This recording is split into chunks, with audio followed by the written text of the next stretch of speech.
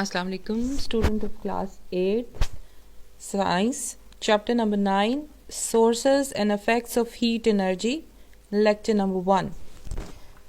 बेटा chapter number 9 start करते हैं। इसके इम्पॉर्टेंट पॉइंट्स जो हम डिस्कस करेंगे इसमें ये होगा कि डिस्क्राइब करेंगे sources and effects of heat, explain करेंगे thermal expansion of solid liquids and gases को, एक्सप्लोर करेंगे effects and applications of expansion and contraction of solids, describe करेंगे uses of expansion and contraction of liquid, explain करेंगे peculiar behavior of water during contraction and expansion, investigate करेंगे processes making use of thermal expansion of substances, identify करेंगे damages caused by expansion and contraction in their surroundings and suggest ways to reduce these damages.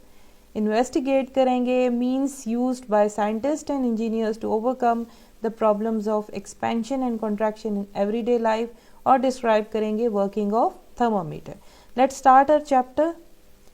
Heat is an essential requirement for life. Heat जो है, गर्माइश जिसको कहते हैं या हरारत कह लें, एसेंशियल है, ज़रूरी है हमारी ज़िंदगी में। In addition to keeping our bodies warm, we need heat for ripening crops and fruits, keeping the earth's environment warm, melting of ice on the mountains, and in the preparation of a large number of industrial products. Heats के uses क्या क्या हैं? ना सिर्फ हमें अपने जिस्म को गर्म रखने के लिए हीट की ज़रूरत है, हमें फसलों के पकने और फ्रूट्स के पकने के लिए हीट की ज़रूरत है, हमें अर्थ का माहौल गर्म रखने के लिए भी हीट की ज़रूरत है, पहाड़ों से बर्फ़ को पिघालने के लिए ताकि आपको पानी मिल सके तो भी हीट की ज़रूरत है, और इंडस्ट्री में बहुत सारे प्रोडक्ट्स हैं जिनके बनाने में आपको हीट की ज़रूरत पड़ती है। In this chapter we will learn about the sources, effects and uses of heat in different processes. इस चैप्टर में हम पढ़ेंगे कि ज़राए कौन से हैं, क्या असरात होते हैं और क्या इस्तेमाल है हीट का डिफरेंट प्रोसेसेस में। 9.1 सोर्सेज ऑफ हीट। सबसे पहले जो टॉपिक हम पढ़ेंगे वो है कि हमें हीट किन ज़रियों से मुयसर होती है। Number 1, sun is the biggest source of heat. सूरज हीट का, गर्माइश का, हरारत का सबसे बड़ा ज़रिया है। Sun's heat reaches the earth in the form of radiation. सूरज की हरारत या गर्माइश ज़मीन तक शुआओं या रेडिएशंस के ज़रिए आती है। Solar radiations keep the earth environment warm at a suitable temperature for the survival of. Point number 2, we keep our bodies warm and alive by the heat produced from the food during its metabolism in the body cells. हम अपने जिस्म को गर्म रखते हैं और ज़िंदा रहते हैं उस हीट से जो कि फूड के ब्रेक डाउन से प्रोड्यूस होती है हमारे बॉडी सेल्स में। Point number 3, heat is also produced by burning of wood, coal, oil and gas. Heat produce होती है लकड़ी, कोयले, तेल और गैस के जलने से। We cook food and warm our rooms by the heat produced by burning of wood and natural gas. हम हमारे कमरों को गर्म रखते हैं लकड़ी जलाकर और नेचुरल गैस यानी कुदरती गैस जलाकर। Heat produced by the burning coal and oil is used to produce electricity in thermal power station. कोयले और ऑयल से को जलाकर जो हीट प्रोड्यूस की जाती है उससे थर्मल पावर स्टेशंस जो हैं उसमें बिजली बनाई जाती है। Point number 4, electricity is also use to produce heat. बिजली के ज़रिए भी हम हीट प्रोड्यूस करते हैं। ठीक है, नेक्स्ट हमारा टॉपिक है इफेक्ट्स ऑफ हीट, यानी कि हीट के क्या असरात हैं। All kinds of material objects are made up of tiny particles such as atoms and molecules. तमाम मटेरियल ऑब्जेक्ट्स बने हुए होते हैं छोटे से पार्टिकल जिनको हम एटम या मॉलिक्यूल कहते हैं। When an object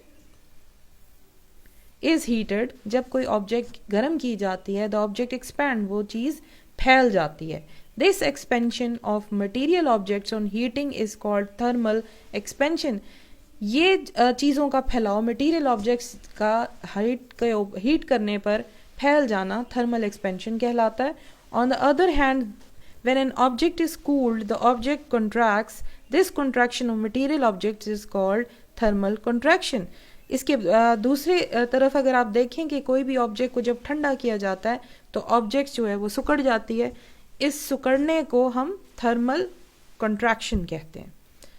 topic 9.2.1 thermal expansion and contraction of solids.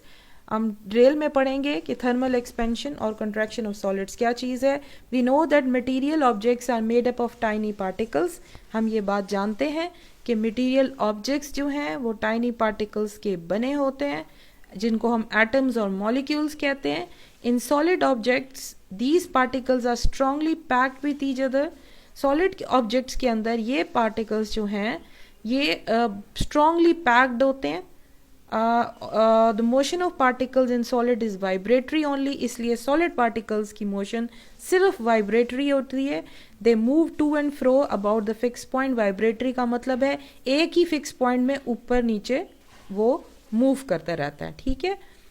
When solids are heated, जब सॉलिड्स को हीट किया जाता है, the vibratory motion of their particles atom and molecule becomes fast and they begin to push each other far apart.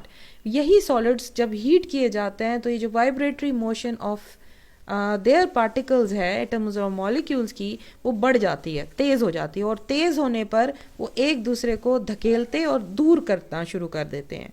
This results into expansion of solid. इसी वजह से solids फैल जाते हैं। Similarly when solids are cooled particles slow down and solids contract. इसी तरह जब भी किसी सॉलिड को ठंडा किया जाता है, पार्टिकल्स की मूवमेंट स्लो डाउन हो जाती है और सॉलिड सिकुड़ जाता है या कॉन्ट्रैक्ट कर जाता है। Activity 9.1 material required. Metallic Bob, ring apparatus, ये आपके सामने है। Metallic sphere, ring chain, stand, burner और स्पिरिट लैंप। आपने एक मेटालिक स्फेयर लेना है, ये आपको नजर आ रहा है पिक्चर में, ठीक है। Which can pass easily through a ring. ये रिंग है, इसमें से ये आसानी से पास कर सकता है। आपने ये स्फेयर को बाहर निकालें और जिसके साथ ये चेन अटैच हुई हुई है, आपने स्फेयर को हाई टेम्परेचर पे हीट करना है और उसके बाद put it on the ring in order to pass. और उस हीट करने के बाद उसको रिंग के ऊपर दोबारा रख दें और देखें कि क्या ये इसके अंदर से गुजर पाता है। Does it pass through the ring after heating? If not, why does it not happen so? आप देखेंगे कि ये जो रिंग के अंदर पास होता है या नहीं होता। अगर नहीं होता तो इसकी वजह ये है कि सॉलिड्स जो हैं वो हमने अभी पढ़ा कि एक्सपेंड कर जाते हैं हीटिंग पे। In this activity we see that solids expand on heating. इसी एक्टिविटी में हमने देखा कि जो सॉलिड्स हैं वो हीटिंग पर एक्सपेंड कर जाते हैं और कॉन्ट्रैक्ट कर जाते हैं कूलिंग पे। The degree of expansion and contraction in solid depends on the nature of substances. हाँ, कौन सी सॉलिड कितना फैलेगा और कितना सिकुड़ेगा, ये डिपेंड करता है सब्सटेंस की नेचर पे, यानी वो किस किस्म का substance है। Some solids expand or contract very little and may not notice we may not notice their expansion or contraction on heating or cooling। कुछ solids इतना कम फैलते या सिकुड़ते हैं कि हमें उनकी expansion और contraction heating या cooling पे महसूस नहीं होती। डिफरेंट मेटल एक्सपेंड और कॉन्ट्रैक्ट एट डिफरेंट रेट्स। मुख्तलिफ मेटल्स जो हैं वो मुख्तलिफ स्पीड से कॉन्ट्रैक्ट या एक्सपेंड होते हैं। मिसाल ले लें, 1 metre long brass rod increases 1 millimeter in length when its temperature increases by 100 degree, but iron rod of the same length expands only 0.6 mm for the same increase in temperature। आप दो rod ले लें, एक brass का rod होगा और एक iron का होगा, दोनों को आप 100 डिग्री पर हीट करेंगे तो आप ये देखेंगे कि brass rod 1 millimetre length increase हो जाती है उसकी, लेकिन आयरन रॉड की लेंथ सिर्फ 0.6 मिलीमीटर इंक्रीज होती है। एक्टिविटी 9.2 है material required. Bimetallic strip, burner और spirit lamp. Bimetallic strip है आपको चाहिए, बर्नर चाहिए, या ना हो तो स्पिरिट लैम्प ले लें। और बाय मेटालिक स्ट्रिप क्या चीज़ है? ये दो मेटल्स की स्ट्रिप है, जैसे आयरन और ब्रास, जिनको इकट्ठा जोड़ दिया गया है। Take a bimetallic strip and notice that it is straight at room temperature. आप देखें, एक बाय मेटालिक स्ट्रिप ले लें और चेक करें कि उनको आपस में जोड़ दें और ये देखिए कि वो रूम टेम्परेचर पे बिल्कुल स्ट्रेट होंगी। इन बाय मेटालिक स्ट्रिप को आपने बर्नर पर हीट करना है। What happen to the bimetallic strip? आप देखेंगे कि जो आप इसको हीट करेंगे जी, तो फिर आप ये देखेंगे कि हीट करने पर ये जो मेटालिक रॉड है, बाय मेटालिक रॉड या स्ट्रिप, ये बेंड कर जाती है। ऐसा इसलिए होता है क्योंकि आप पहले ही पढ़ चुके हैं कि डिफरेंट सब्सटेंसेस डिफरेंट एक्सपेंशन और कंट्रैक्शन रेट रखते हैं। तो जो ज़्यादा बेंड होता है वो ज़्यादा बेंड कर जाएगा, और जो कम एब्जॉर्ब करता है, एक्सपेंड होता है, वो कम बेंड होगा। और ठंडा करने पर आप ये देखेंगे कि वो वापस अपनी जगह पर आ जाएगा।